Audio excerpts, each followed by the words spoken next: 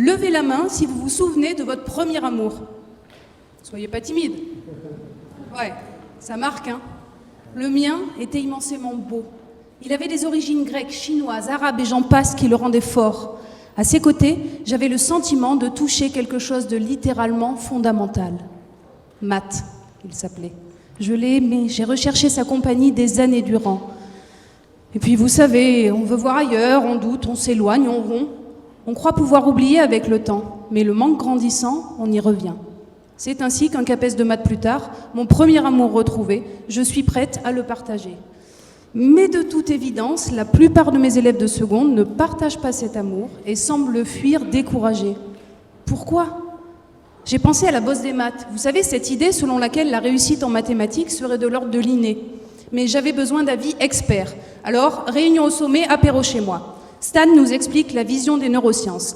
La bosse des maths, ça n'existe pas. La prédisposition aux mathématiques est infime. Elle est largement contrebalancée par l'apprentissage. Patrick Trabal nous expose ses arguments de sociologue.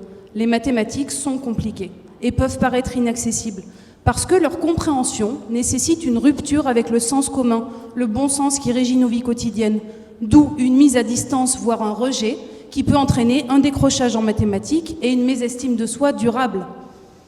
Il fallait absolument casser ce cercle vicieux, il fallait redonner du contrôle aux élèves sur leurs apprentissages.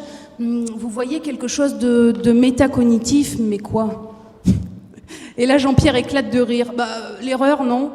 Il pense qu'il faut dédiaboliser l'erreur, qu'elle est à considérer comme simple témoin d'une pensée aux prises avec différents obstacles. Il a même créé une typologie d'erreur pour que les enseignants s'en servent. L'erreur, un outil pour enseigner. Ouais. C'est ça. L'erreur, un outil pour apprendre. Tout est parti de là.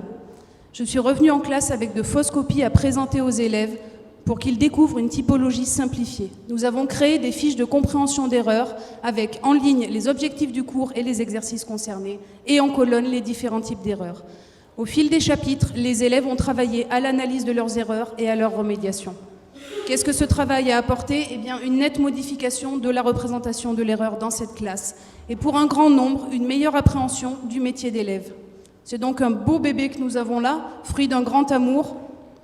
Dans les faits, ce travail comporte des limites. Néanmoins, je le pense vraiment important, assez pour mériter d'être affiné. C'est pourquoi je vous invite tous, d'ici 1 ou 2 ans, pour voir comment le petit aura grandi. Mais je ne doute pas qu'il sera très beau. Merci. Merci beaucoup.